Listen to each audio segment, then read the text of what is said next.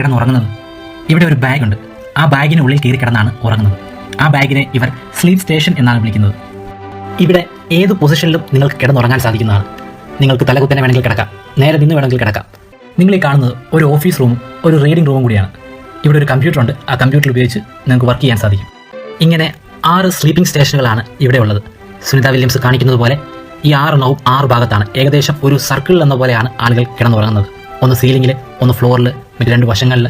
പക്ഷേ ഇതൊക്കെ നമ്മളുടെ ഒരു പരിചയത്തിന് വേണ്ടി പറഞ്ഞതാണ്. ഇവിടെ ഫ്ലോറോ സീലിംഗോ ഒന്നും തന്നെ ഇല്ല, എല്ലാം വശങ്ങൾ മാത്രമാണ്. Hello guys, welcome to my YouTube channel Kashi blog. എല്ലാവർക്കും നമ്മുടെ ചാനലിലേക്ക് സ്വാഗതം. ഇന്റർനാഷണൽ സ്പേസിൽ പോയിട്ട് സുനിത വില്യംസും അദ്ദേഹത്തിന്റെ സഹപ്രവർത്തകൻ ബുച്ച് വിൽമോറും എല്ലാം തിരിച്ചു വന്ന കാര്യം നമുക്കറിയാം. അപ്പം ഇന്റർനാഷണൽ സ്പേസിലെ കുറച്ച് കാര്യങ്ങൾ നമുക്കൊന്ന് കണ്ടു നോക്കിയാലോ. അതുകൊണ്ട് തന്നെ നിങ്ങളുടെ മസിലിന്റെയും അസ്ഥിയുടെയും സ്ട്രെങ്ത് ക്രമേണ കുറഞ്ഞു വരും. അത് നിലനിർത്തണമെങ്കിൽ തീർച്ചയായും നിങ്ങളിവിടെ വ്യായാമം ചെയ്തിരിക്കണം. ഇത് എക്സർസൈസ് ചെയ്യാൻ ഉപയോഗിക്കുന്ന ഒരു സൈക്കിളാണ്. ഇതിന് പെഡൽസ് ഉണ്ട്. നമുക്കിതിൽ പെഡലിംഗ് ചെയ്യാവുന്നതാണ്. പക്ഷേ നമ്മുടെ ഭൂമിയിലുള്ള സൈക്കിൾ പോലെ ഇതും വ്യത്യസ്ത രാജ്യങ്ങളിൽ നിന്ന് വരുന്ന ശാസ്ത്രജ്ഞന്മാർ ഇവിടെ ഉള്ളതുകൊണ്ട് തന്നെ വ്യത്യസ്ത തരത്തിലുള്ള ഭക്ഷണങ്ങളും ഇവിടെ ഉണ്ട്.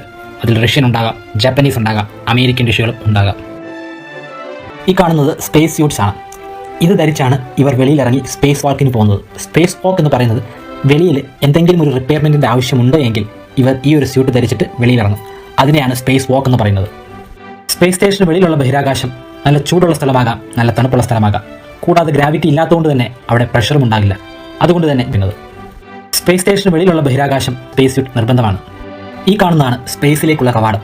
ഈ സ്പേസ് സ്യൂട്ട് ധരിച്ച് ഈ കവാടം വഴിയാണ് സ്പേസിലേക്ക് ഇറങ്ങുന്നത്. നിറച്ചിരിക്കുന്നത് നമ്പർ 1 ചെയ്യാനുള്ള സാധനം. ഒരേ സമയത്ത് തന്നെ നമുക്ക് നമ്പർ 1ഉം നമ്പർ 2ഉം ചെയ്യാൻ സാധിക്കുമെന്നാണ് സുനിത പറയുന്നത്.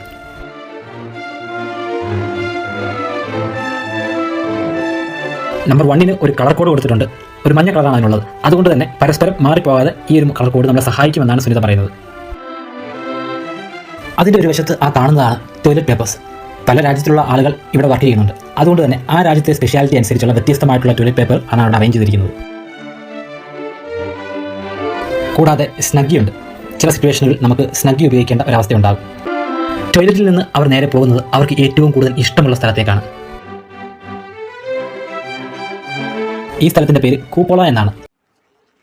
നമ്മൾ അവിടുത്തെ കാഴ്ചകളെല്ലാം കണ്ടു നോക്കിയല്ലേ. അപ്പോൾ ബാക്കി കുറച്ച് കാഴ്ചയും കൂടി ഉണ്ട്. അത് കണ്ടപ്പം ഇൻട്രസ്റ്റിംഗ് തോന്നി, പക്ഷെ കുറച്ചൊക്കെ കണ്ടപ്പം പേടിയും തോന്നി കേട്ടോ. എന്തായാലും സാരമില്ല, നമുക്ക് ഇവിടെ കുറച്ച് കണ്ടു നോക്കാം. നിറഞ്ഞു നിൽക്കുകയാണ്. സാധാരണഗതിയിൽ മുകളിലാണ് മേഘമെങ്കിൽ ഇവിടെ ഈ കൂപ്പോളയിൽ നിൽക്കുമ്പോൾ നമ്മുടെ പാദങ്ങൾക്ക് കീഴെയാണ്. പക്ഷേ മേഘങ്ങൾ ഉണ്ടെങ്കിൽ പോലും സുനിതയ്ക്ക് ഈ സ്ഥലം വളരെ കൃത്യമായി തന്നെ ഐഡന്റിഫൈ ചെയ്യാൻ സാധിക്കും. ഇത് ആഫ്രിക്കയുടെ മുകൾ ഭാഗമാണെന്നാണ് സുനിത പറയുന്നത്. ഈ കാണുന്നതാണ് സോയൂസ് സ്പേസ് ക്രാഫ്റ്റ്. അല്പസമയം കൂടെ കഴിഞ്ഞാൽ സുനിതയും കൊളീഗ്സും ഈ ഒരു സ്പേസ് ക്രാഫ്റ്റിൽ നമ്മുടെ ഭൂമിയിലേക്ക് തിരികെ എത്തുമെന്നാണ് അവർ പറയുന്നത്. സ്ഥാപിച്ചത് അതായത് ശരിക്കും സ്പേസ് സ്റ്റേഷൻ പ്രവർത്തിച്ചു തുടങ്ങുന്നതിന് വർഷങ്ങൾക്ക് മുമ്പ്. സ്പേസ് സ്റ്റേഷൻ്റെ തന്നെ ആദ്യത്തെ സെഗ്മെൻറ്റും ഈ കാണുന്നതാണ്. ഇതിന് ശേഷമാണ് ബാക്കിയുള്ള സെഗ്മെൻ്റ് എല്ലാം ആഡ് ചെയ്തത്. കൊളീഗ്സും എത്തിച്ചേർന്ന സ്പേസ് ക്രാഫ്റ്റിലെത്തുന്നത്. ഇതേ സ്പേസ് ക്രാഫ്റ്റിലാണ് ഇവർ തിരികെ ഭൂമിയിലേക്കും പോകുന്നത്.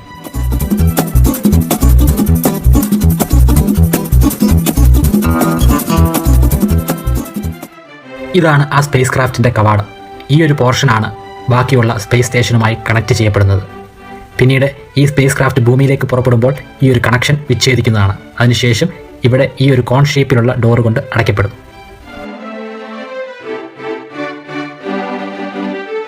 വളരെ ഇടുങ്ങിയ ഒരു സ്പേസ് ക്രാഫ്റ്റ് ആണ്. അല്പം പ്രയാസപ്പെട്ടാൽ മാത്രമേ അതിലേക്ക് ഇറങ്ങാനും കയറാനും സാധിക്കുകയുള്ളൂ.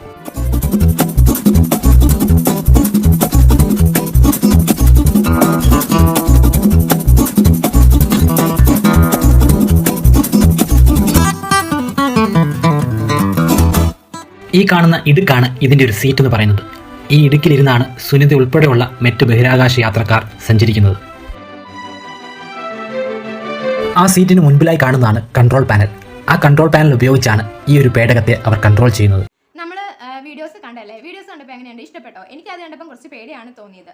നമ്മൾ വീട്ടിലാണെങ്കിൽ തന്നെ കുറച്ച് ദിവസം ഇരിക്കുമ്പോഴത്തേക്ക് നമ്മൾ ബോറടിക്കുന്നു പറയും, പുറത്തോട്ടൊക്കെ പോകണം, ഒരു സിനിമ കാണണമെന്നൊക്കെ പറയും. അപ്പോൾ അവിടെ ആരും ഒന്ന് ആലോചിച്ച് നോക്കി, എന്താണെങ്കിലും ജീവിച്ചിരിക്കുമ്പോൾ തന്നെ ഭൂമി ആകാശം ഒരുപോലെ ആസ്വദിക്കുക ഭാഗ്യം കിട്ടിയവരാണ് ഇവർ. എന്താണെങ്കിലും അവർ വന്നിട്ട് ഇപ്പോൾ 2 ആഴ്ച കഴിഞ്ഞു. കുറച്ച് ആരോഗ്യ പ്രശ്നങ്ങളൊക്കെ ഉണ്ടായിരുന്നു. ആ ആരോഗ്യം വീണ്ടും എടുത്തു എന്നാണ് അറിയാൻ സാധിച്ചത്. അവർ ഇനിയും പറക്കുമെന്നാണ് പറഞ്ഞത്. എന്തായാലും അവിടെ ആഗ്രഹം പോലെ എല്ലാ ആഗ്രഹങ്ങളും നടക്കട്ടെ എന്ന് വിചാരിക്കുന്നു. നിങ്ങളുമായിട്ടൊന്ന് ഷെയർ ചെയ്യണമെന്ന് വിചാരിച്ചു. നിങ്ങൾക്ക് ഈ വീഡിയോസ് ഇഷ്ടമായെന്ന് ഞാൻ കരുതുന്നു. ഇഷ്ടമായെങ്കിൽ ലൈക്ക് ചെയ്യണം, സബ്സ്ക്രൈബ് ചെയ്യണം. പിന്നെ എനിക്ക് വീഡിയോസ് എടുത്ത എക്സ്പീരിയൻസ് ഒന്നുമില്ല, ആദ്യമായിട്ടാണ് ഇതുപോലത്തെ ഒരു വീഡിയോ എടുക്കുന്നത്. എന്തെങ്കിലും തെറ്റുകൊണ്ട് ക്ഷമിക്കണം. താങ്ക്